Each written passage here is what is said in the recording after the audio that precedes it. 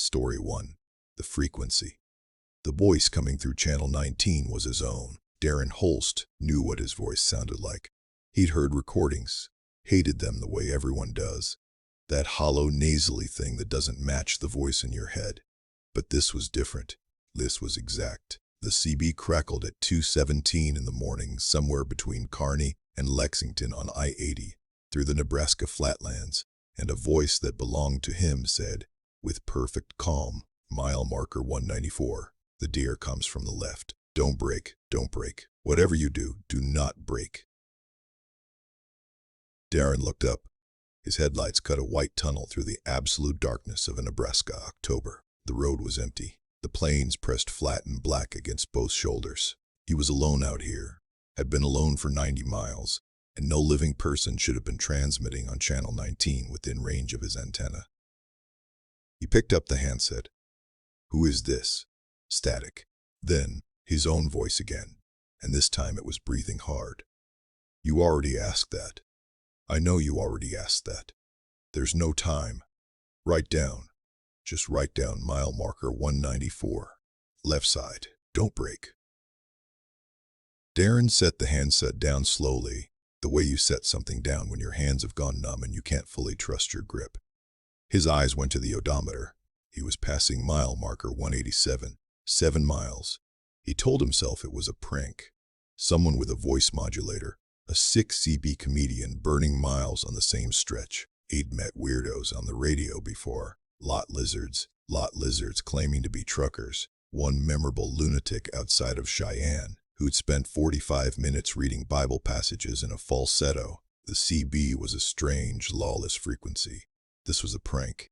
He did not believe it was a prank. Darren Holst had been driving long haul for 11 years, Omaha to Sacramento and back, a route he'd traced so many hundreds of times that he knew every interchange by feel, knew which rest stops had working showers, and which one smelled like the sewage system had given up. He'd spent enough time alone in a cab at 2 in the morning to understand what sleep deprivation sounds like in your own mind, and this wasn't that.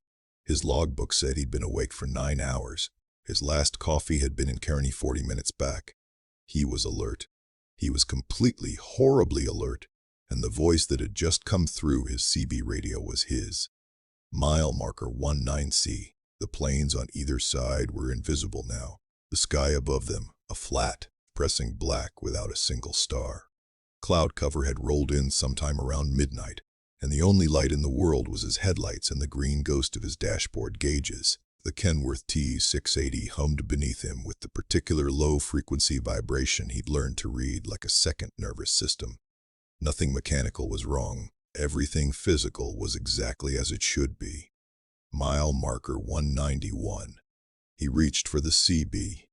He didn't know exactly what he was going to say. He keyed the handset and said, "If you can hear me, tell me something. Only I would know." The static was immediate, then the breathing again. And it was ragged this time, like the man on the other end had been running.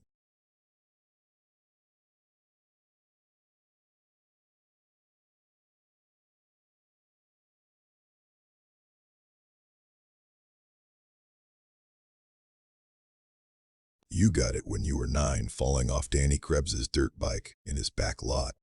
You never told anyone how it happened, because Danny's dad would have beaten him for letting you ride it. You told your mom you tripped on the porch stairs. She didn't believe you, but she let it go. There's 3 inches of scar tissue running from your kneecap toward the outside of your leg, and when it gets cold, it aches, and you've never once gone to a doctor about it. The handset slipped from his fingers and clattered against the center console. He did not pick it up for a long moment. He stared at the road ahead. His kneecap ached with a cold, dull throb, the way it always did in October. The way it had since he was 9 years old, in Danny Krebs's backlot with gravel embedded in his leg, and the dirt bike ticking as it cooled on its side in the grass. Mile marker 192. He picked up the handset. What are you? I'm you. The voice was quieter now, lower, the quality of a confession. I'm you from 52 minutes from right now, and I'm telling you, I am begging you, do not break at 194. The deer comes from the left. It's already dead when it hits the road. You'll understand that later.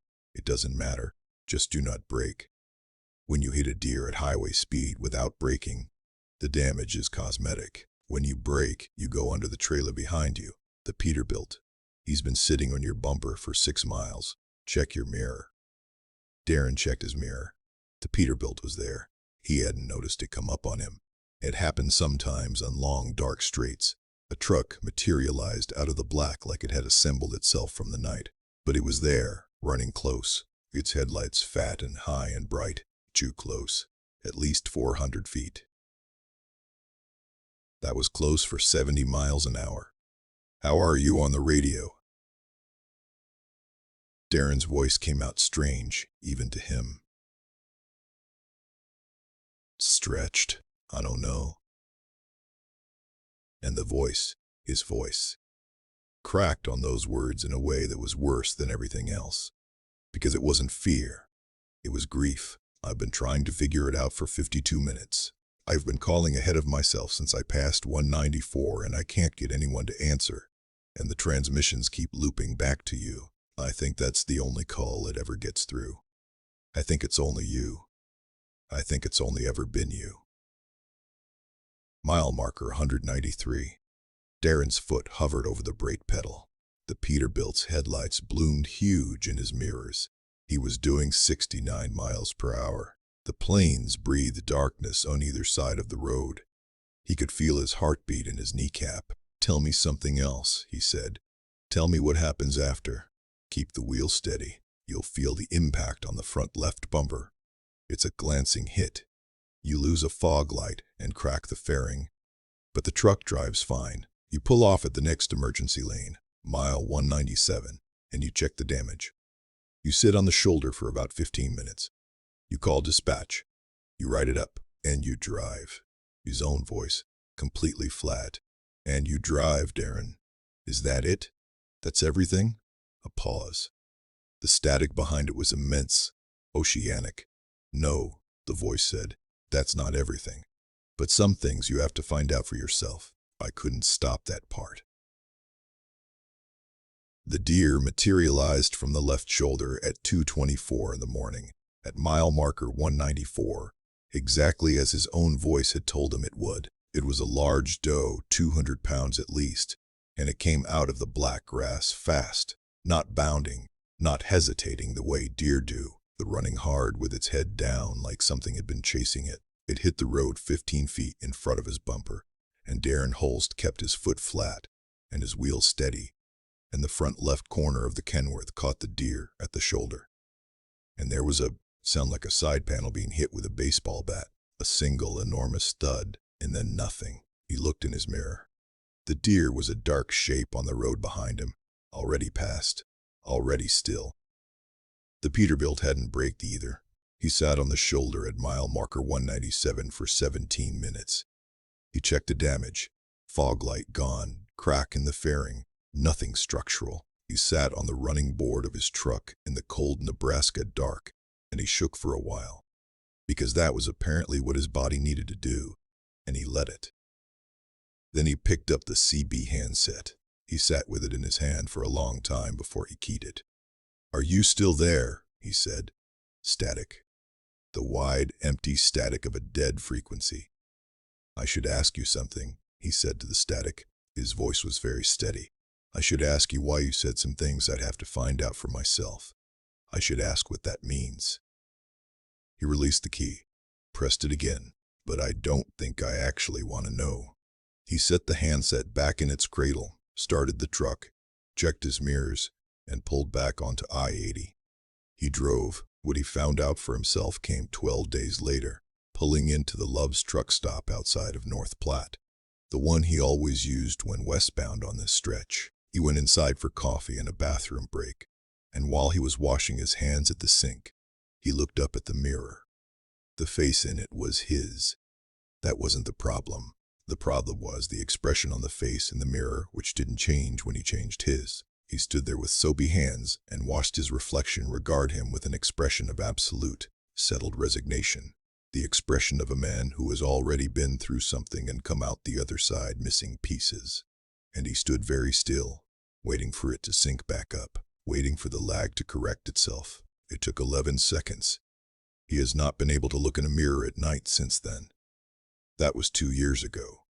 He still drives the I-80 corridor. He still uses Channel 19. He has never again heard his own voice on the radio, and he is not sure whether that is a relief or whether it means what he is afraid it means. His wife says he flinches sometimes in his sleep, violent full-body jerks that wake her up, and when she touches him to bring him back, he grabs her arm too hard and says, with his eyes still closed, "Don't break. Whatever you do, don't break." He has no memory of saying this. He also has no memory of the 11 seconds he stood at the sink in North Platte staring at his own face. In his mind, the reflection synced up immediately. In his mind, there was no gap.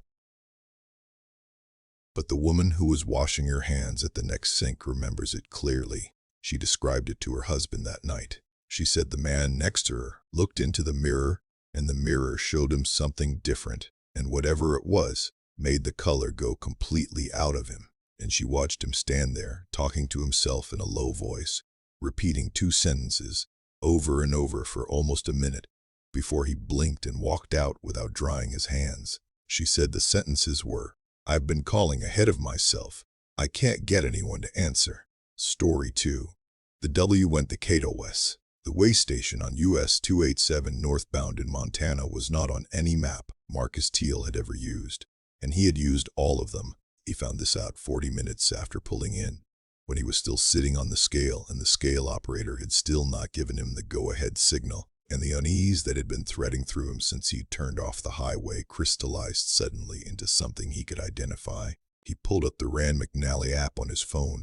He pulled up Google Maps. He typed in the highway number and scrolled to his approximate position, a stretch of US 287 between Chateau and Augusta, October 14th, 9:15 in the evening. And neither app showed a way station at this location, or any location within 40 miles. This would have been enough on its own. This would have been enough for most people. But Marcus Teal was a kind of man who filed things away and didn't act on them immediately, who held suspicious things in a kind of mental suspension while he gathered more data.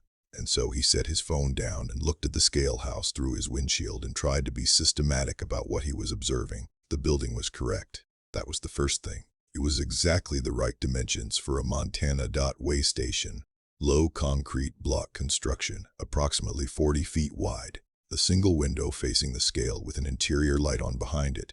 A green signal board mounted on a post to the right of the scale approach, currently showing red. Regulatory signage on the shoulder as he turned in. All correct. All properly formatted. A second building behind the first. A garage or equipment bay, with its roll-up door closed. Everything looked exactly the way a way station should look, except Marcus had been to 100 way stations and the lighting was always the same. Fluorescence behind those yellowing plastic panels that cast a flat institutional glow. This one's interior light was different. It was brighter and colder. A blue-white that reminded him not of fluorescence, but of the inside of a walk-in freezer. And it seemed to emanate from within the walls rather than from a fixture, as if the walls themselves were generating it. He kept trying to find the source. He couldn't. He'd been sitting on the scale for 11 minutes. He keyed his CB. Any northbound on 287 in the vicinity of Augusta. You reading me? Static. Any southbound in the area got eyes on the dot station north of Chateau. Static. Not the flat dead static of an empty channel, but something layered and shifting, like trying to hear a conversation through thick water. He tried his phone. No signal. He had no signal, which was normal for rural Montana, except he'd had 4 bars when he turned off the highway 9 minutes ago, and now had nothing, and he hadn't moved far enough to account for that kind of drop. The door of the scale house opened. The man who came out was in a dot uniform, gray shirt, gray pants, reflective vest, a clipboard in his hand. He walked toward Marcus's truck with a perfectly normal gait, and Marcus watched him come, and the feeling in his stomach was not yet fear. Not exactly. It was closer to the feeling he got sometimes, when a calculation was off. But he couldn't find the error, a sense of wrongness without a source. He rolled down his window. Evening, the scale operator said. He was somewhere in his 50s, heavy-jawed, with a face that was competent and blank, in the way of men who've been doing the same job for a long time. Got some irregularity on the read. Need you to step inside for the secondary. Marcus had been to the secondary before. It happened. What kind of irregularity? Weight distribution. Won't take long. Marcus climbed down from the cab. The night air hit him at about 38 degrees and carried a smell that wasn't right. Not diesel, not the particular mix of dust and cold exhaust that surrounded most way stations. This smelled like an overheated electrical component, like something with a current running through it that shouldn't have a current. He locked the truck and followed the scale operator toward the building. The door had no handle on the outside. The operator pushed it open and stood aside, and Marcus went in, and the light inside was exactly as wrong as it had looked from the truck. It was cold, that light. It had temperature. Marcus could feel it on the back of his hands like standing near an open freezer door, and it made the skin on his forearms prickle in a way that had nothing to do with the October air he'd just left behind. There were two other people in the station. A woman at a desk looking at a monitor, and another man standing near a bank of filing cabinets along the far wall. Both in the same gray dot uniform, both with the same heavy-jawed, competent, blank face. Not similar. The same. The same jaw, the same brow line, the same cast of the cheekbones. Marcus looked from one face to the other to the third. 3 different ages. The woman perhaps 35, the man at the cabinet perhaps 45, the operator who'd brought him in perhaps 55. But the same face at different points of weathering, as if someone had taken one set of features and distributed them across a decade-wide range of ages. Sir, can I see your logbook and registration? The woman at the desk didn't look up from her monitor when she said it. Her voice was the same register as the operator's. Not similar. The same. Marcus set his logbook on the desk. His hands were steady. He was proud of that. His hands were steady even as his mind was doing something frantic and animal behind the composed surface. He watched the woman open his logbook and begin looking through it with the slow, thorough attention of someone who is reading something rather than verifying it. This is a routine secondary, he said. We're just verifying some things, the operator said behind him. The way he said it was reassuring in tone and deeply wrong in implication, because it was the kind of reassurance you give to something that you need to remain calm for a while longer. The man at the filing cabinet had opened a drawer and was moving through files with his fingers. Hanging files, the old kind, manila folders. Marcus watched him pull one out. He tried to read the tab on it as the man turned to carry it to the desk, and he thought he was not certain, but he thought that the tab had his name on it. His name, his CDL number, his home address. On a file in a cabinet in a building that didn't exist. I need to use the bathroom, Marcus said. He said it the way you say things when you need to not be where you currently are. And the 3 people in the room processed this with identical micro-pauses before the operator said, "There's a restroom in the equipment bay. I'll show you. I can find it. It's not straightforward, I'll show you." The equipment bay was through a door at the back of the station. The operator held it open and Marcus went through, and what was in the equipment bay was not equipment. It was a room the size of a basketball court, high-ceilinged, lit by the same cold blue-white that had no visible source, and it was full of. Marcus searched for the word and couldn't find it. Full of structures, metal frameworks, roughly rectangular, each one approximately the dimensions of a large filing cabinet, bolted to the floor in rows of 6, 4 rows deep, and each one had something inside it. He couldn't see what. The blue-white light reflected off the frameworks in a way that obscured the contents, and the more he tried to focus on any one of them, the more his eyes slid off it, as though his vision itself was being redirected. But he could feel them. That was what broke Marcus Teal. After 11 years of driving and 38 years of being a person who was not easily unsettled, what broke him was the sensation of standing in that room and feeling the thing he hadn't been able to name crystallize into something absolutely specific. The structures were aware of him, not watching him. Awareness is different from watching. They had been aware of him since before he walked through the door, since before he pulled into this station, since before that. He turned around. The operator was standing in the doorway. "The bathroom's on the left," the operator said, and he smiled for the first time, and the smile on the wrong face in the blue-white light was the single most frightening thing Marcus Teal has ever seen, because it wasn't unkind, it was patient. It was the smile of something that has time. He said, "I need to go back to my truck. We'll let you know when we're finished." He did not go to the bathroom. He stood in the middle of that room for what his body clock told him was approximately 3 minutes, facing the door back to the scale house, and he ran his options. He had his phone, no signal. He had his body weight. He had 11 years of experience with people who tried to delay him at weigh stations for various reasons, mostly related to violations, and none of that experience applied here because his truck was legal. His logbook was current.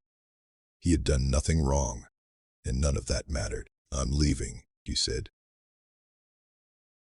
He walked back into the scale house. He walked through it. He did not look at the woman at the desk or the man with his file. He walked to the front door, pushed it open. It had a handle on the inside, and walked out into the Montana dark, and crossed the scale apron to his truck, and got in and started it, and pulled forward off the scale and back onto US 287 and drove north toward Augusta without stopping. He was doing 55 miles per hour when his phone showed a single bar of signal. He was doing 67 when he had enough signal to call his dispatcher, whose name was Bev, who answered on the second ring because Bev answered on the second ring no matter what time it was, and Marcus told her exactly what had happened, everything, his voice flat, and even the whole time.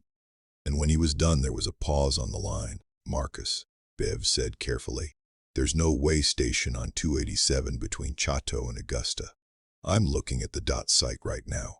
"I know. Do you want me to call the Montana DOT? File a report?" He thought about the file with his name on the tab. He thought about the drawer it had come out of, and how many other drawers there were in that cabinet, and how many other cabinets were in the room, and how many other rooms were in that building that should not exist. "No," he said. "Don't call anyone. Marcus, don't call anyone, Bev." He hung up and drove. He made Augusta and pulled into a gas station parking lot and sat with the engine running and the heater going full blast because he couldn't get warm. He sat there for 2 hours. He drank gas station coffee, and he sat and he thought, systematically, the way he always did, filing and cataloging. 2 things he couldn't file or catalog. 2 things that sat outside his systems. First, when he had walked out of the scale house, the woman at the desk had finally looked up from his logbook, and the expression on the face he shared with 2 other people was one he recognized. Not alarm, not malice, not the particular blankness of bureaucratic disinterest. It was the expression you make when you are watching something you feel sorry for, and you know what it doesn't know yet, and you feel sorry for it, but there is nothing you are able or willing to do. Second, he'd had a physical at the Omaha Truck and Driver Medical Clinic 3 days before this run. Routine. Physical, required every 2 years. Everything normal, healthy as he'd ever been. He got the results in the mail 6 days after the Augusta run. His doctor called him personally before the letter arrived, which Marcus had never had happen before. There was an anomaly in his chest x-ray. Not his lungs, not his heart, something between them. Small and irregular, and bright on the scan in a way that the radiologist, per the doctor, had described as unusual. Unusual in the specific sense that the radiologist did not have a terminology for it. It was bright, the way dense tissue is bright. It was located in a position where no tissue should be dense. They wanted to do an MRI. Marcus Teal refused the MRI. He has not told anyone why. He drives the I-15 corridor now and avoids US 287 entirely. He is 51 years old, in good health, no symptoms of anything. He has not been back to the Omaha clinic. He figures, in his systematic way, that whatever was in those frameworks in that blue-white room measured something inside him before he walked out, and filed the results in a drawer, and that there is nothing a doctor's MRI is going to do about that. He figures some things are better left unmeasured. He has not stopped thinking about those structures, about how many rows there were, about how many files were in those cabinets. He has done the math in a rough, desperate way, and his estimate is somewhere between 400 and 600 files, 400 to 600 names, in a station that does not exist, in a room that is not measuring truck weights. What it's measuring, he doesn't know. What it does with the measurements, he doesn't know. What he knows is this. He pulled in at 9:15 and pulled out at 9:51. He was in that building for, at most, 30 minutes. When he got to his delivery in Great Falls, the dock manager checked him in and told him he was a day late. Marcus showed him his dispatch paperwork with the date. The dock manager showed him the calendar. They stood there for a long time, both of them looking at the same date printed in two different places, disagreeing by exactly 24 hours. Marcus Teal signed the paperwork, offloaded his trailer, drove back south, and never went back to Montana again. Story number 3, 43 miles. The GPS told Carla Simmons to take County Road 7 south off State Route 14 at 11:40 on a Tuesday night, and because she trusted her GPS more than she trusted herself on new routes through the Arkansas Ozarks in the dark, she took it. The road was 2-lane blacktop, recently laid. She could tell by the texture of it, the way her headlights reflected off a surface that hadn't been chalked by years of weather. And it went into the trees immediately, the kind of dense second-growth Ozark hardwood that closes over a road the moment it's wide enough to close. No shoulders, no guardrails, no signs except the occasional mile marker, the first of which she caught at the turn. Mile 1. The route, according to the GPS, was 43 miles south before reconnecting with the state highway system near the town of Yellville. 43 miles. She'd driven longer stretches of nothing. She was hauling a dry van load of hardware store merchandise, nothing remarkable, no special handling, and she was 3 hours behind schedule on a run from Springfield to Little Rock, and the GPS was telling her this route would save her 38 minutes, and that was reason enough. The trees on either side were not the tall canopy trees of older forest. They were dense, close, the kind of growth that happens when land has been cleared and given back, and in her headlights they made a tunnel effect that would have been manageable if the tunnel ever varied. It didn't. For mile after mile, the road ran through the same walls of same height, hardwood, and the sky above the tunnel was an unbroken dark. And there were no houses, no driveways, no turnoffs, no evidence that anyone had ever found a reason to stop along this stretch. She passed mile marker 22 at approximately 11:57. She passed mile marker 35 at approximately 12:13. She passed mile marker 43 at 12:29 and turned south off the road to reconnect with the state highway, and found herself at the intersection of County Road 7 and State Route 14, the same intersection, the one she'd left 43 minutes ago. She sat there for a moment with her foot on the brake and her hazards going, and she looked at the GPS, which was now recalculating in the cheerful way of GPS systems that have found themselves suddenly off route, and when it finished recalculating, it told her to continue south on County Road 7 for 43 miles. She thought, wrong turn. She'd come out going the wrong direction, and she was back at the start of the road, not the end. She'd somehow turned around without knowing it, on a road with no turnoffs, in a truck that required a significant amount of space to reverse direction. She sat with this explanation and found it insufficient, but she found it preferable to the alternatives, and so she took it. She turned south onto County Road 7 the second time, mile markers 1 through 43 again. Same tunnel of trees, same unbroken sky, slightly different time. She was moving at a better pace now, pushing 60 on the blacktop, telling herself she'd reconnect in 35 minutes and still make Little Rock by 3 in the morning. She watched the mile markers. She noted details. A section between markers 19 and 20, where the trees on the right side were slightly taller.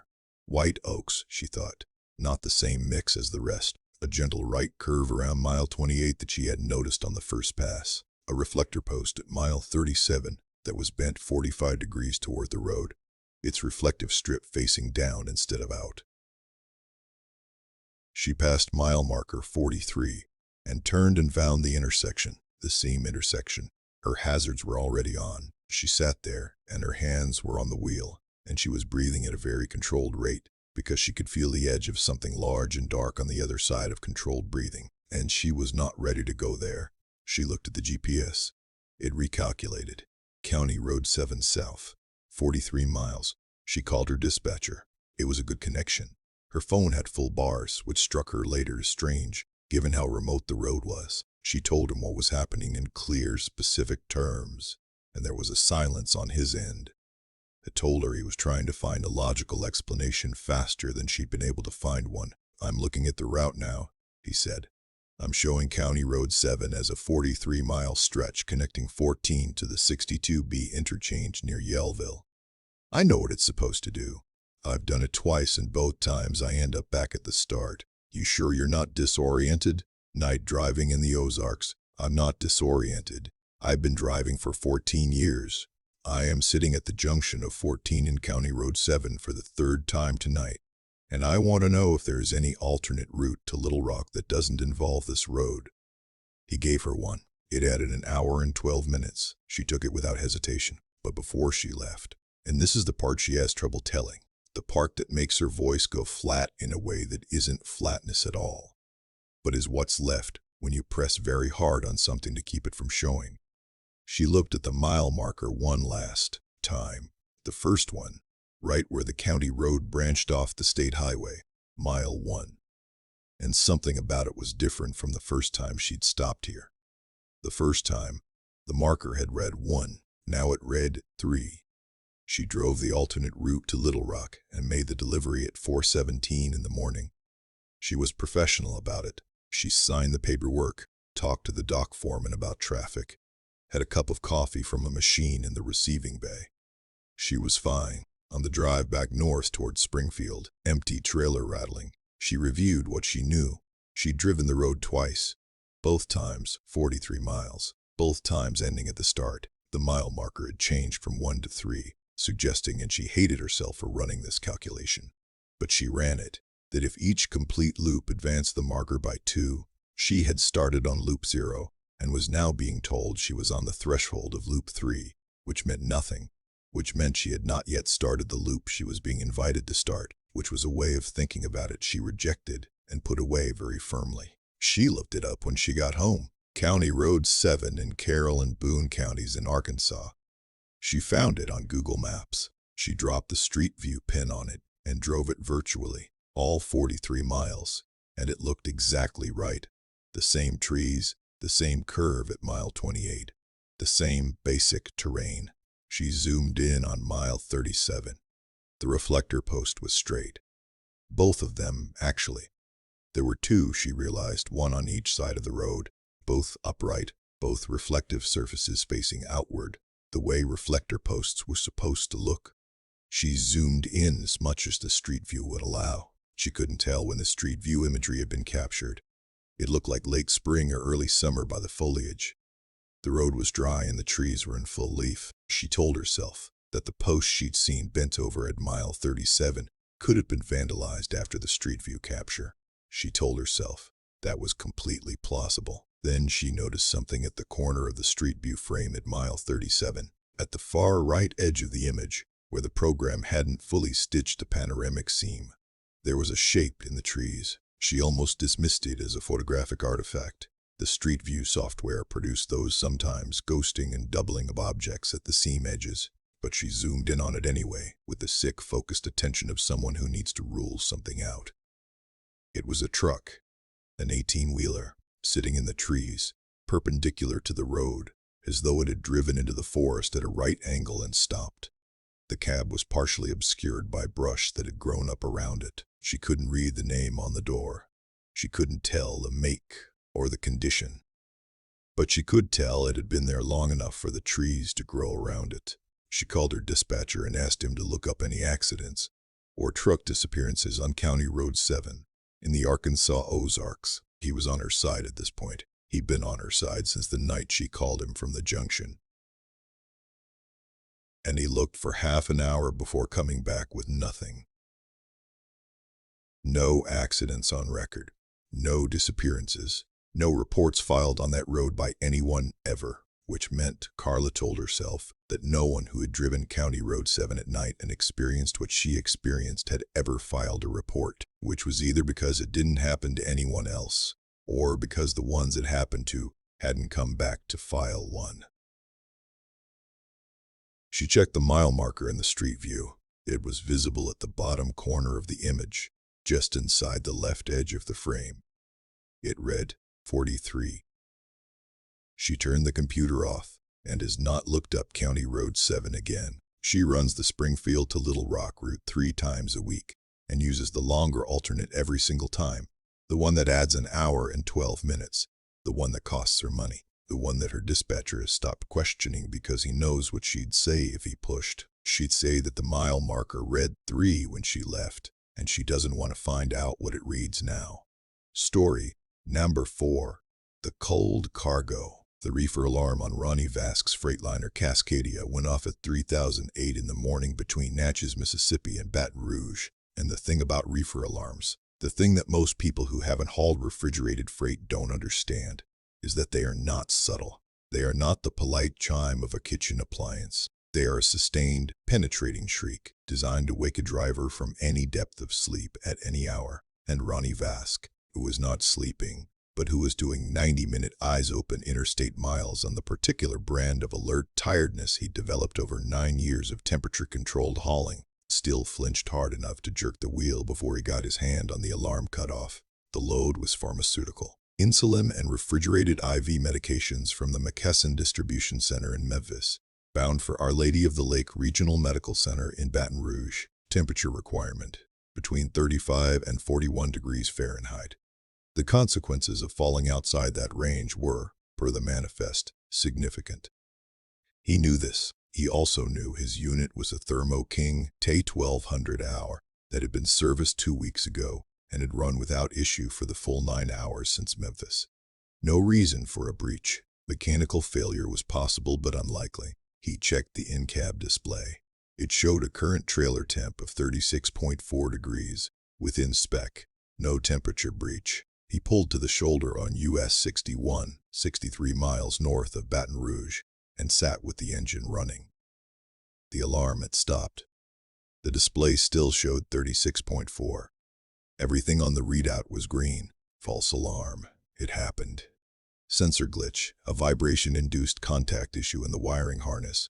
Half a dozen mundane causes. Ronnie Vasque sat on the shoulder for 4 minutes waiting for the alarm to repeat, and it didn't. And so he did what he should have done, what any experienced reefer driver would have done, which was to do a physical check anyway, because the cargo was insulin. Because these were the rules, because the rules existed for reasons. He got out. The Louisiana night was 62 degrees and damp, and the contrast when he opened the rear cargo doors of the trailer was immediate and total. The cold from inside pushed out at him like a wall. A wet, sterile cold that smelled of the particular nothing that refrigerated pharmaceutical load smelled of. He climbed up the bumper step and swung one door wide and shone his maglite inside. The cargo was intact. Blue and white cooler pallets, stretch-wrapped, strapped to the D-rings, undisturbed. He counted the pallet positions from left to right. 6 pallets, all present, all wrapped, all exactly as they'd been loaded in Memphis. Temperature sensor at the rear of the trailer. 36.1. His breath made a brief fog and dissipated. Everything was fine. He swung his light across the cargo one more time. The standard walkthrough even when everything was obviously fine, and his light crossed the inside surface of the cargo door he'd left closed. The right door. He almost looked away. Then he looked back. The frost on the inside of the closed cargo door had a handprint in it.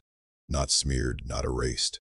A handprint, 5 fingers, full palm, pressed flat against the frosted aluminum surface, as if someone had leaned their weight against it from inside the trailer. The frost around it was intact. The print was clear and specific. And the print was small. Not a child's hand, not quite, but close to it. The hand of someone very slight or very young. The fingers were slightly spread, the way you press your hand against a cold surface to feel the cold. Ronnie Vasque stood on the bumper step in the Louisiana dark and looked at that handprint for a long time. He had loaded this trailer himself in Memphis. He had done the pre-trip inspection himself. The trailer had been empty when he backed under it. He had watched the McKesson crew load the pallets via a sealed loading dock process. Standard pharmaceutical chain of custody. Nobody in the trailer who wasn't supposed to be there. Door sealed and numbered, with a tamper-evident lock the moment the last pallet was in. He had the paperwork. The lock number had matched his documentation when he'd done his post-load check. He had been the only person with physical access to this trailer for the entirety of the run, and he had not opened the door since Memphis. and the interior of a pharmaceutical reefer trailer running at 36 degrees was not a place a person could have survived for 9 hours without equipment. He got his phone out and took a picture of the handprint. Then he reached out, and he would not be fully able to explain this decision later, would not be able to say whether it was compulsion or scientific impulse or something more basic, and frightened, and pressed his own right hand against the door, matching the print. The print was smaller than his hand, 5.5, maybe 6 inches from heel of palm to tip of middle finger. He spread his own fingers against the cold metal and looked at the difference in size. He pulled his hand away. There was warmth in the handprint, not residual warmth from a recent press. That would have dissipated in the cold air within a minute. This was the warmth of a hand that was currently behind the door, currently pressing, currently there. He could feel it through the metal, a narrow band of slightly elevated temperature, following exactly the outline of the print, the way you can feel the warmth of a hand through a closed window, if the hand is pressed close enough and the glass is thin enough. He stepped back off the bumper and stood on the road shoulder and stared at the closed door. He could see, in the seam between the two closed cargo doors, a line of frost. That line had a gap in it at approximately 4 feet height, a section 3 inches wide where the frost was disturbed, compressed, as if something had been leaning against the seam from inside and breathing against it. The frost gap was not large enough to see through. It was not large enough to speak through, not clearly. But as Ronnie Vask stood there on the shoulder of US 61 and stared at the gap in the frost, he heard, or thought he heard, or cannot stop believing he heard, a sound from inside the trailer. Not a voice, not a knock. A sound that was rhythmic and faint, and that his mind labeled before he could stop it.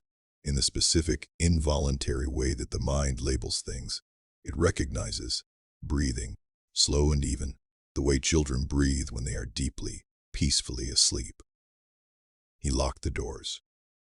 He got back in his cab, and he drove south, and he did not stop again for 63 miles. He pulled into the receiving bay at Our Lady of the Lake at 4:59 in the morning, and while he was waiting for the receiving pharmacist to come out and do the acceptance inspection, he sat in his truck and tried to make a decision. He made the wrong one. He knows that now. He knows it with the particular knowledge of someone who has had 2 years to examine his decision from every angle and arrive at the same conclusion every time. He said nothing. He showed the pharmacist the intact tamper-evident lock number, matching his paperwork. The receiving crew unloaded the pallets. Ronnie walked through the empty trailer with his Mac light afterward, doing the standard empty trailer check. The handprint was gone, not smeared or wiped. Gone. The frost on that door was continuous and undisturbed, as if nothing had ever pressed against it. He has told this story twice, once to a group of drivers at a Flying J in Port Allen, Louisiana, and once to the person who runs a trucker's account on the internet, where strange road stories are collected. Both times, before he gets to the end, someone in the audience asks, "And when they unloaded the trailer, was everyone accounted for? Was everything accounted for?" Both times, Ronnie Vask says yes. The pallets were intact. The chain of custody was unbroken. The medication was delivered and accepted without incident. He does not mention either time the other thing, the thing that is on his phone, in a folder he has not deleted and cannot bring himself to delete. The photograph he took of the handprint before he pressed his own hand against the door. In the photograph, the handprint is clear. 5 fingers, full palm, small hand. But in the photograph you can see something he hadn't noticed with his naked eye in the dark. You can see it because the maglight's angle was just right, because the frost on the door was just thick enough, because light at that angle on that surface shows certain things that direct vision misses. There are 2 handprints, not one.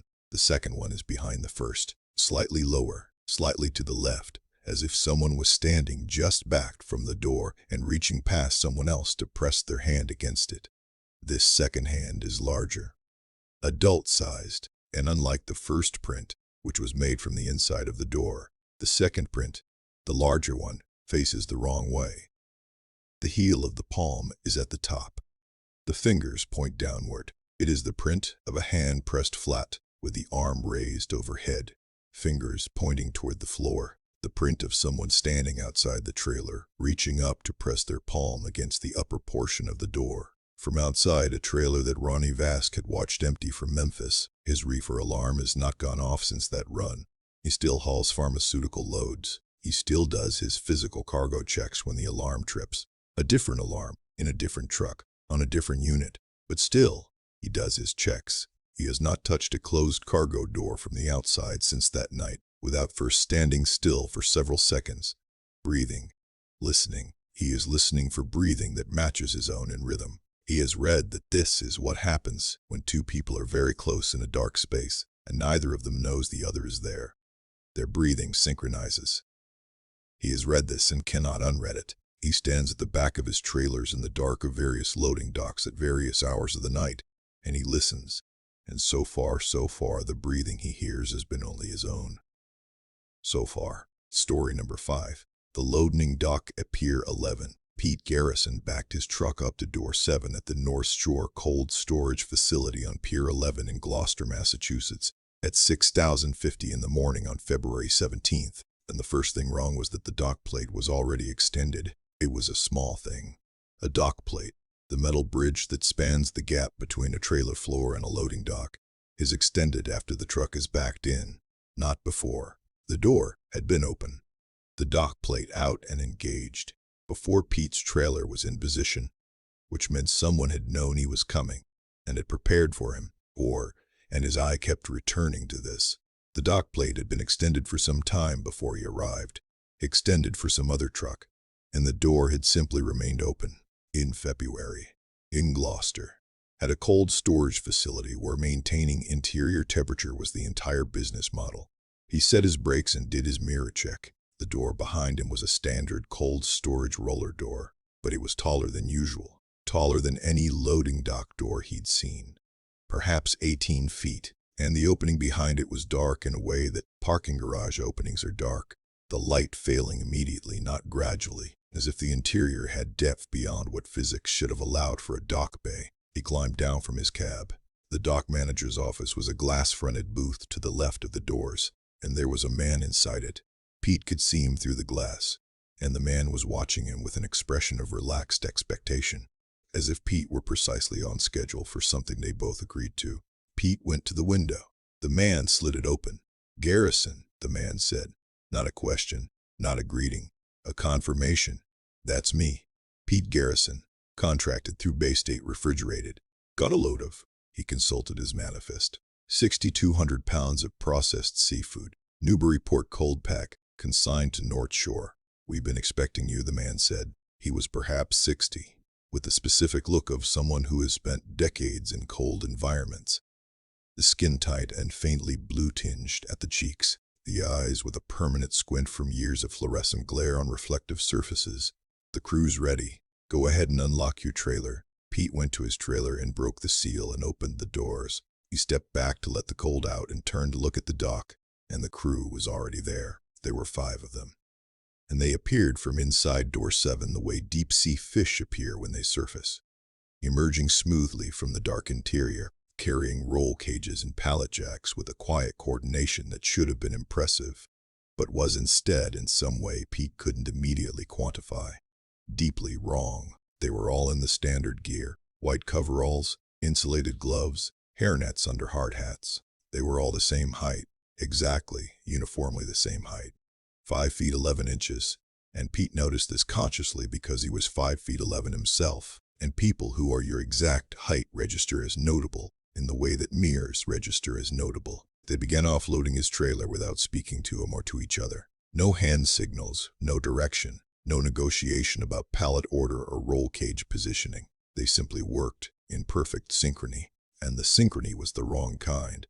Not the fluid synchrony of a crew that has worked together long enough to develop an intuition for each other's movements, but the mechanical synchrony of a process that has been programmed. They moved with the same weight shift, the same arm extension, placed their feet in the same positions. When one turned left, all 5 turned left, independently of each other's proximity, as if responding to the same internal signal rather than reacting to their environment. Pete went to the dock manager's office to get his delivery receipt signed. He knocked on the glass. The man slid it open. "Your crew," Pete said, and didn't finish the sentence. "Good workers," the dock manager said. He had the manifest in his hand and was writing something on the delivery receipt. They all the same size. We have a uniform policy. I mean, they're all exactly. He stopped. The dock manager was holding the signed receipt out to him through the window. Pete took it. We appreciate your business, the dock manager said. Pete went back to his trailer. The crew had moved approximately a third of his load in the time he'd been at the window. Fast, far faster than a crew of 5 should have been, moving 6,200 pounds of processed seafood. He looked at their faces for the first time. White coveralls, hairnets, hard hats. But the lower halves of their faces were exposed. He looked, and then he looked away. And he walked to the front of his trailer on the pretense of checking something at the nose of his truck. His throat was doing something tight and controlled. The faces were wrong in a specific way that he has been trying to describe accurately ever since February 17th. And the most accurate description he has been able to arrive at is this. They were not the faces of 5 different people. They were 5 versions of the same set of features, adjusted as if by a dial. One set turned fully one way produced face A. The same set turned fully the other way produced face A, and B, C, and D were the gradations between. The same jaw, same nose, same brow line. Not family resemblance, which is genetic echo. This was replication. 5 faces that shared an origin in a way that genetics doesn't account for. He went back to his cab to wait for the offload to finish. He sat in the driver's seat and ran his heat and drank the last of his travel mug coffee and watched in his mirrors as the 5 workers moved in and out of the dark interior of door 7. On one of their trips inward, he noticed that they went deeper than they should have. The dock bay, as he'd observed when he backed in, was dark beyond the threshold. Dark in a way that should have resolved into the interior of the facility once his eyes adjusted, but hadn't. The 5 workers went through the door with loaded pallet jacks, and they kept going, walked deeper into that dark than was dimensionally possible for the visible footprint of the building, and disappeared. They came back. They always came back. They offloaded the trailer in 42 minutes, a 2-hour job in any reasonable metric. And the last of them retracted the dock plate, and the door rolled down, and Pete Garrison pulled his empty trailer away from door 7 and drove around the front of the facility to the exit gate. The exit gate was a standard security barrier, the kind that lifts on a key card or a button from the guard booth. There was a guard booth. It was empty. Pete sat at the barrier for 3 minutes, then got out and looked through the window of the booth. The console inside was on, the monitors showing camera feeds from around the facility.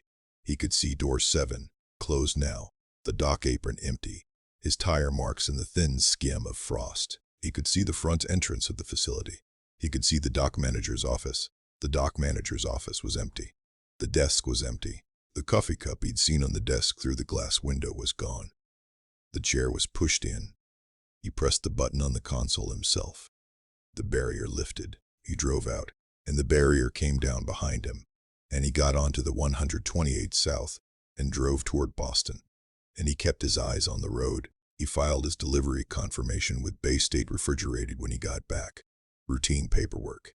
He had the signed delivery receipt, the manifest, everything in order. He mentioned, off the record, to the dispatch coordinator that the North Shore facility on Pier 11 had been unusual, and she should maybe send someone else next time.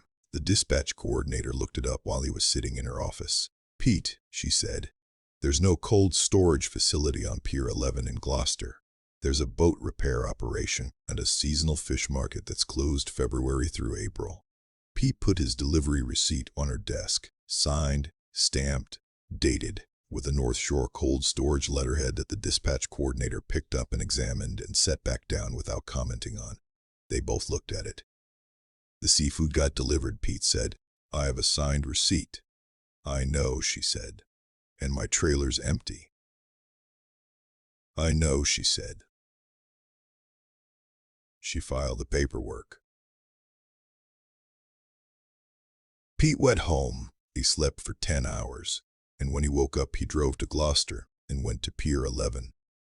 There was a boat repair operation, just as the coordinator had said, a seasonal fish market, locked up, a hand-lettered sign saying opening day, Memorial Weekend. A bait and tackle shop, a boat launch, No door 7. No roll-up doors. No 18-foot-tall cold storage entrance. No glass-fronted dock manager's office. A dock worker at the boat repair operation told him Pier 11 had been a cold storage facility. North Shore Cold Storage, closed in 2003. The building had been demolished in 2008. There was a historic photo mounted on a board near the boat launch, one of those waterfront history display things that tourist towns put up, and it showed Pier 11 as it had been in the 1990s, the cold storage facility visible in the background, its loading dock doors facing the access road. Pete looked at the photo for a long time. The doors were the same. The tall doors, taller than standard, 18 feet. Door 7, third from the left. The dock plate in the photo was extended. Door 7's dock plate, extended and waiting, in a facility that had been demolished 17 years before Pete Garrison backed his trailer up to it. He still has the signed delivery receipt. He has shown it to 4 people. 3 of them have found reasons to stop talking about it fairly quickly. The 4th, a long-haul driver from New Bedford he knows from the Bay State operation, held it for a while and then asked Pete one question. He asked, "What were you actually delivering in that trailer?" Pete told him, "Processed seafood, 6,200 pounds. The New Bedford driver looked at him with an expression Pete has been unable to stop thinking about. "Processed seafood goes one direction, Pete. Out of Gloucester, not in. That's a fishing port. Seafood doesn't get delivered to a cold storage facility in Gloucester. It gets shipped out of one." Pete has thought about this for 2 years. He has thought about the crew and the synchrony and the dark beyond door 7 that went too far in. He has thought about the dock manager who evaporated. He has thought about 6,200 pounds of processed seafood going from a Newburyport packing facility into a building that didn't exist. He has not been able to determine what they were taking in. He has not been able to determine what was already inside. He does not deliver seafood anymore. He runs dry van exclusively, and he inspects the load before he seals it every single time, which the shippers find unusual but tolerate. He is looking for something he can't describe. He hasn't found it. He tells himself this is good. He doesn't fully believe that. Story number 6. Dead miles. Sandra Vreeland had driven US 191 through the Wyoming Badlands more times than she could count. This was the straight truth, not a figure of speech. She had actually lost count at some point around year 6 of the Billings to Rock Springs run. Somewhere north of 200 round trips, a number that made the road not boring exactly, but known, read, mapped in her muscle memory as precisely as the floor plan of her own house. So she knew, at mile marker 203 southbound, that the shoulder on the left side of the road dropped away into a dry gulch and then rose again into scrubland, and that there were no structures for the next 14 miles, and that on a clear night, which this was, October 7th, one of those Wyoming nights where the stars come down close and the air is so dry it feels sharp, you could see all the way to the horizon on both sides, uninterrupted, just sage and rock and sky and the occasional isolated clump of cottonwood at a seasonal wash. So when her left side mirror caught something at mile marker 203, and her brain said shape, her brain immediately said also no shape. Because there was no shape that should have been there, just the empty shoulder dropping into the gulch, just the sagebrush, just the night. She adjusted her mirror. The shape was there. It was approximately man-sized. It was upright. It was moving at exactly her speed, 68 miles per hour, alongside her truck, at a distance of roughly 20 feet, just inside the edge of her headlight's reach, so that it existed in a permanent peripheral state, present but never fully illuminated. It moved without the bobbing, lurching mechanics of a running human. It moved the way a point on a graph moves, when you slide your finger horizontally along the line, smoothly, continuously, without the effort of locomotion. Sandra Vreeland did not panic. She has been at some pains to establish this in every telling. She did not panic, which she attributes not to bravery, but to the specific cognitive paralysis that occurs when the mind encounters something that has no category. She couldn't be afraid yet because she couldn't fully classify what she was afraid of. And so for several miles she just drove and looked in her mirror at the shape that was keeping pace with her truck through the Wyoming dark. She pressed the accelerator. 72, 78, 84 miles per hour, which was illegal, which was hard on her rig, which she did not care about. The shape did not fall behind. It was 20 feet off her left bumper at 84 miles per hour, maintaining that distance with the same frictionless ease with which it had maintained it at 68. And there was something in the steadiness of that distance, the way it never varied, never closed, never lengthened, that was almost worse than if it had been getting closer, because it meant the distance wasn't incidental. The distance was chosen. She brought the truck back down to 60. The shape slowed with her. She tried the CB. Any southbound on 191 between Dubois and Pendydale. You got eyes on the left shoulder around mile 205-206. Copy. A trucker named Gary Foss, northbound, came back within 30 seconds. Southbound. I'm northbound just south of Pinedale. Nothing on the shoulder up this way. What are you seeing?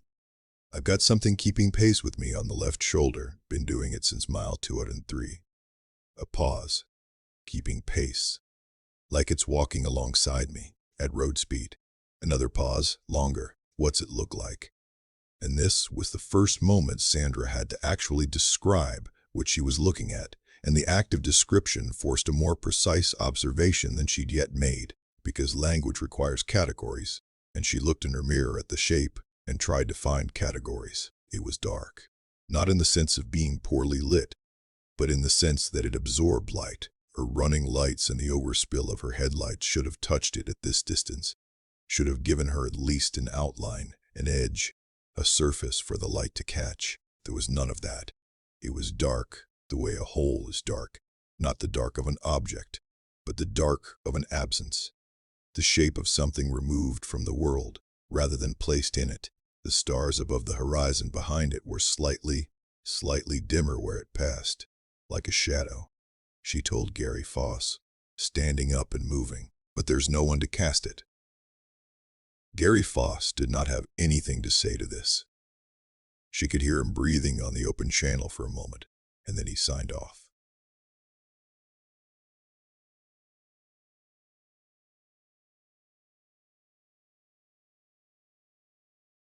Daru. The shape drove with her. She ran through things it could be.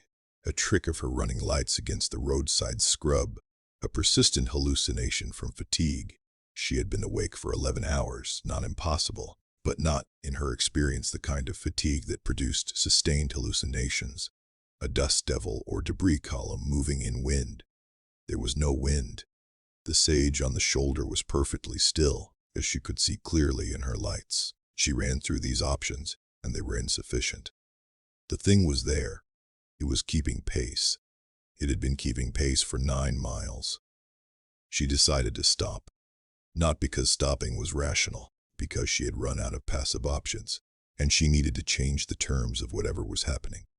She needed to introduce a variable. She pulled to the right shoulder and brought the truck to a full stop, and in the moment she slowed and stopped. She watched her left mirror, and the shape slowed and stopped, and it stood there, 20 feet off her bumper on the left shoulder of US 191, and it was still. She left her running lights on. She left her engine running. She sat in the cab for 63 seconds. She counted them. She was extremely precise about this, because she needed something to be precise. And she looked at the shape in her mirror, and the shape looked at her from a direction, and with a mechanism she couldn't define. And the night around it was very quiet and very wide and very still. Then she opened her cab door and climbed down. She stood on the right shoulder of the road, with her truck between her and the shape on the left. She had her maglite. She had her phone. She stood there and listened, and there was nothing. No breathing, no movement, nothing audible beyond the engine tick of her Freightliner, and the very distant sound of wind at altitude, and the stars overhead were the hard, cold Wyoming stars. And she was alone on a road in the middle of 400 square miles of nothing. She walked around the back of the trailer. The shape was 20 feet from the rear left corner of her trailer. She could see it clearly now, from a different angle. Without the mirror's mediation, she shone her light at it. The beam reached it, and she has described this in a dozen different ways, and always comes back to the same description. The light entered it and didn't come back. Not absorbed, not reflected, not scattered. Just entered and stopped.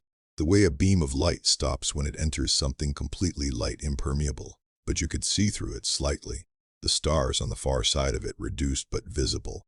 which meant it wasn't fully opaque, which meant the light that was entering it was going somewhere, going through it, to some destination beyond the visible spectrum. Sandra Vreeland stood at the back corner of her trailer in Wyoming and looked at this thing for 7 seconds. She has asked herself many times what those 7 seconds contained, what she understood in them, that she's never been fully able to articulate. The best she's been able to arrive at is this. She understood that the shape was not threatening her. It was not chasing her, not following her in the predatory sense, not interested in her in the way a threat is interested in you. It had been accompanying her, the way a person accompanies someone they feel responsible for. The way you walk alongside someone who is heading somewhere, and you're not sure they should be heading there alone. It was with her, not after her, with her. She doesn't find this comforting. She wants to be clear on that. If anything, she finds the distinction more frightening than the alternative, because a threat wants something specific, and you can understand a specific want, and you can run from it. Something that is with you, that has chosen to be alongside you, that has paced you through the night without getting closer or falling back, that has stopped when you stopped and stood 20 feet away with a kind of patient attendance, wants something that has no name, and you can't run from something that doesn't chase. She got back in her truck. She drove. She watched her left mirror for 30 miles and the shape was not there. She stopped for fuel at the Sinclair in Pinedale at 2:40 in the morning and went into the convenience store and stood under the fluorescents and put her hands flat on the counter until they stopped, shaking. The clerk was a young woman in her early 20s. She looked at Sandra for a moment and then, without being asked, poured her a coffee and said, "Long night?" "I need to ask you something," Sandra said, "and I need you to just answer it, not tell me I'm tired or it was a trick of the lights."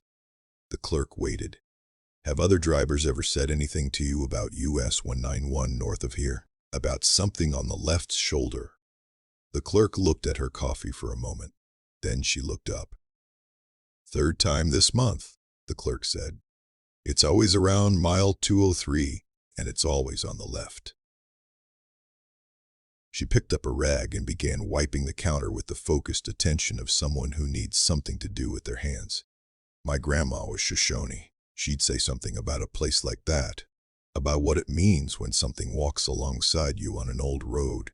She had a word for it that doesn't translate into English very well. Closest I can get it is, she stopped wiping, remindful.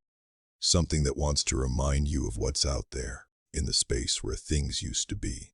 Sandra drove the rest of the run to Rock Springs and made her delivery, and drove back to Billings and took 3 days off. When she came back, her dispatcher offered her the Billings to Rock Springs run as usual. She asked for a different route. He asked why. She said, "I'll take any route that doesn't go through the Bridger-Teton section of 191. He gave her a different route. He didn't ask again. Dispatchers learn when not to ask again. She does not know what used to be in the Badlands at mile marker 203. She knows the Shoshone word the clerk gave her, though she hasn't used it, has only held it in her mind like a splinter she can feel, but can't reach. She knows this. Whatever it was that walked with her through that dark, it stopped when she stopped.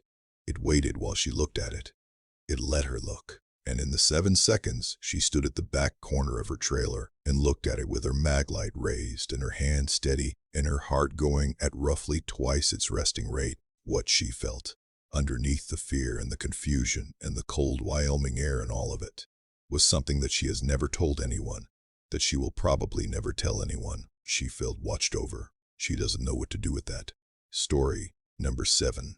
The Last Dispatch. Owen Pressler discovered on a Tuesday afternoon in March that he had been working for a dead company for 3 years. He was at a rest stop on I-64 in Kentucky, outside of Louisville, waiting out a 2-hour rest requirement. When he did what bored drivers do, picked up his phone and idly searched the name of his employer. Owen had been with Hawthorne Freight for 3 years and 4 months.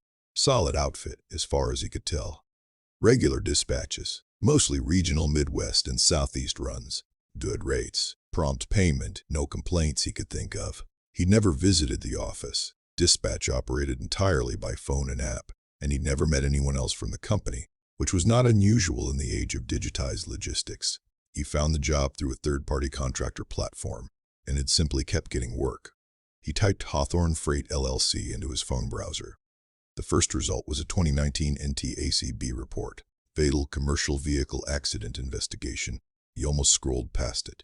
The name Hawthorne Freight was in the subheading and he stopped. The report was 31 pages, and he read enough of it, there on I-64 outside of Louisville, to get the shape of it. In the early hours of November 9, 2019, 6 Hawthorne Freight drivers had been involved in fatal accidents across 5 states. 6 different drivers, 6 different trucks, 6 different routes within a 90-minute window. The NTSB investigation had found no common mechanical cause, no weather event severe enough to explain the geographic spread, no evidence of coordination or company negligence. The accidents were ruled a series of unrelated coincidences. Hawthorne Freight had dissolved 3 weeks after the accidents. Its operating license had been surrendered. Its remaining assets had been liquidated. It had not operated in any capacity since November 2019. Owen Pressler sat with his phone in his hand and looked at that date. November 2019. He had been receiving dispatch orders from Hawthorne Freight since January 2022, 2 full years after the company ceased to exist, after its license was surrendered, after its staff, whoever they had been, had dispersed and moved on. He had made, by his rough count, somewhere between 200 and 240 deliveries for a company that, by every legal and bureaucratic measure he could access from his phone in a rest stop in Kentucky, no longer existed. He pulled up the Hawthorne Freight app on his phone. It was a clean, functional interface. Dispatch notifications, route confirmations, delivery receipts. He'd used it hundreds of times. He went to the About section looking for an address, a registration, a contact. There was an address, 4411 Industrial Parkway, Cincinnati, Ohio, 45233. There was a customer service number. There was no indication of anything wrong. He called the customer service number. It rang twice. Someone answered. The voice was a man's, middle-aged, professional. The voice of a logistics coordinator. Hawthorne Freight. Dispatch. I need to speak to someone in management, Owen said. He kept his voice level. He was good at level. I can take a message. Who's calling? Owen Pressler. Driver. I have a question about my employment status. A brief pause. 1 moment. Old music. Standard, bland, the kind of hold music that every logistics company seemed to use. The equivalent of the beige interior walls of a corporate waiting room. Owen sat with the phone to his ear and watched the trucks on I-64 and listened to the hold music and tried to think through what he was going to say. The hold music stopped. The hold music stopped.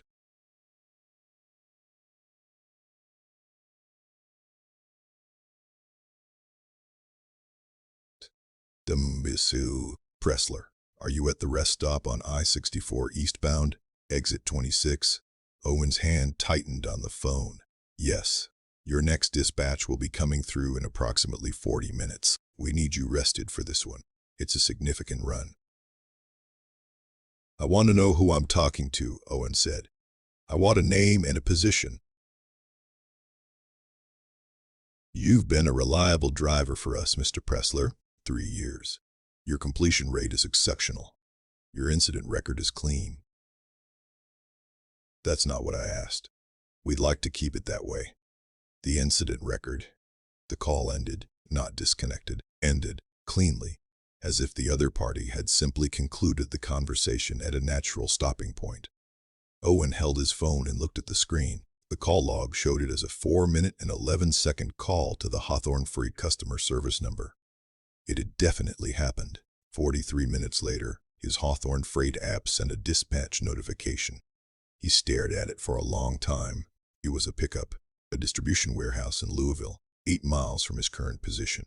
A delivery, a residential address in Knoxville, Tennessee. A manifest, furniture, described as household goods. 1 pallet, 340 pounds. Nothing unusual. Pickup window in 2 hours. He should not have accepted it. He has said this. He was not compelled. He was frightened and off balance, and there was something in the cadence of the dispatch. Its normalcy, its routine, the way it landed in his familiar app in the familiar format he'd been reading for 3 years. That made the decision for him before he'd consciously made it. He accepted the dispatch. He drove to Louisville. The warehouse was real. He confirmed this later. It was a legitimate Louisville third-party logistics facility. Fully licensed, operational. The dockhand who helped load his pallet was real and corporeal, and had no idea anything was unusual. Residential furniture delivery to Knoxville, the dockhand said, handing Owen the paperwork. Just the one pallet. They're expecting you between 2 and 6. The paperwork had Hawthorne Freight's letterhead. The dockhand had seen it, handled it, processed it. Owen drove to Knoxville, he thought, for the entirety of the 5-hour drive, about the NTSB report, about 6 drivers on 6 different routes in a 90-minute window in 2019 minute, about what it meant that a company could continue dispatching drivers under a surrendered license for over 3 years, about who, or what, was answering the customer service phone, about the specific phrasing, "We'd like to keep it that way," the incident record. He found the residential address without difficulty, a house in a quiet Knoxville suburb, a perfectly ordinary 1980s ranch house on a cul-de-sac with a pickup truck in the driveway and the lights on inside. He backed into the driveway and went to the door and knocked. A woman in her 40s answered. She was expecting him. She had a Hawthorne Freight delivery confirmation on her phone, matching his manifest number. She led him around to the side door to accept the delivery. He asked as he was setting up the liftgate, "Can I ask how you booked this delivery?" "Through the app," she said. "Same as always. We've used Hawthorne a few times. You found them online?" "My husband did a while back. They're cheap and reliable." She shrugged. "I was a little surprised they still had drivers. I heard they had some trouble a few years ago." Owen set the pallet on the driveway and helped her roll it inside.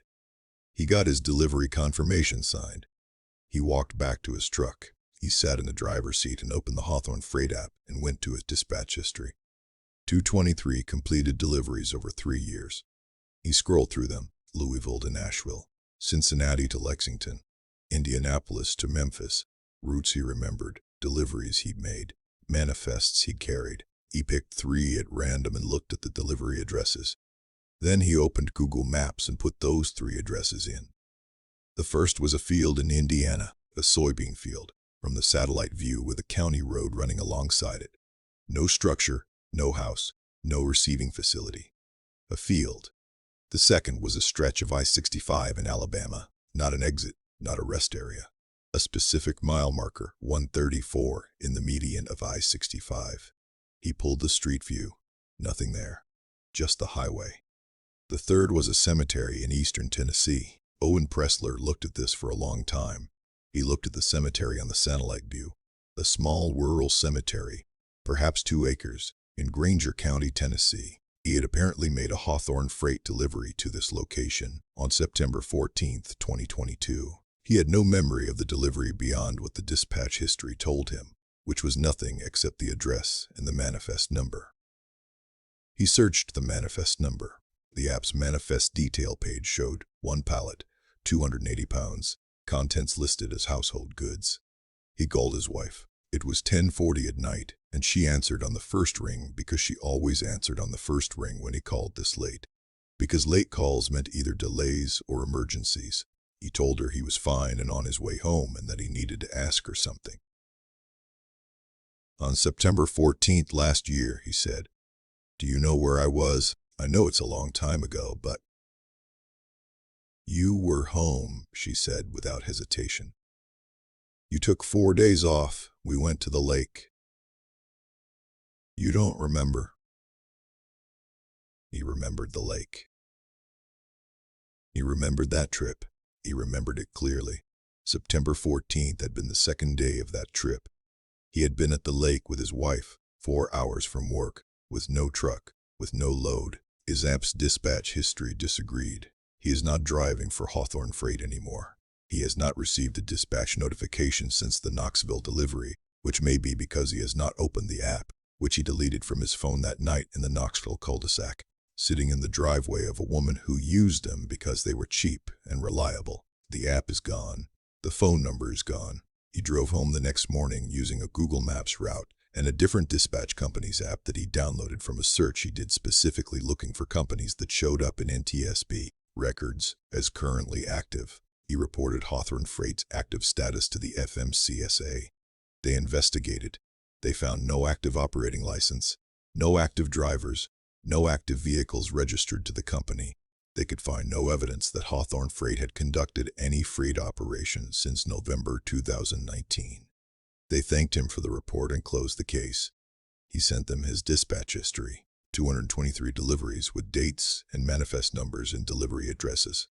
They opened the case again. That was 8 months ago. As far as Owen knows, the investigation is ongoing. He has been asked not to discuss specifics. He has stopped driving long haul. He is working regional runs now, regional enough that he's home every night, operating under a company whose physical office he has visited in person and whose dispatcher he has met face to face. He is methodical about this. He checks. He still thinks about the September 14th entry, about where his truck was, if not with him at the lake, about the cemetery in Granger County, about whether the other 222 deliveries also went to locations that didn't exist, or locations that existed but shouldn't have received freight, or locations that existed exactly as described and received their deliveries from a driver who has no memory of being there. He thinks about the 6 drivers in 2019. He thinks about how a company that lost all 6 of its drivers in one night might go about rebuilding its fleet. He thinks about what it would use and what it would offer, and how you'd know the difference between a real job offer and a different kind of arrangement entirely. He thinks about the voice on the customer service line. We'd like to keep it that way. The incident record. He thinks about this, and then he very firmly stops thinking about it, because he has a wife and a house and a regional route that brings him home every night. And he has decided, with the clear-eyed deliberateness of a man who has decided something, not stumbled into it, that some questions are asked in the direction of a door you shouldn't open, and the answer comes from the other side. And he has already gotten close enough to that door to hear breathing, and he is not going any closer. He is not going any closer, but sometimes, late at night when he's 3 hours into a regional run, and the highway is quiet and his phone sits dark on the center console, the screen lights up with a notification from an app he deleted 8 months ago, from a company that does not exist, telling him there's a load that needs moving, and they'd like to keep his record clean, and they know where he is, and he's been reliable. So reliable, and the pickup window opens in 40 minutes. He has not accepted a dispatch since Knoxville. So far, he has not accepted a dispatch since Knoxville. These 7 accounts were submitted independently across 3 years to various trucking forums, driver safety boards, and paranormal incident logs. The riders did not know each other. They drove different routes for different companies in different states. They share one detail in common that none of them mentioned to the others, because none of them knew the others existed. Every single one of them, when asked to describe the moment their experience began, the first second they understood something was wrong, used the same word.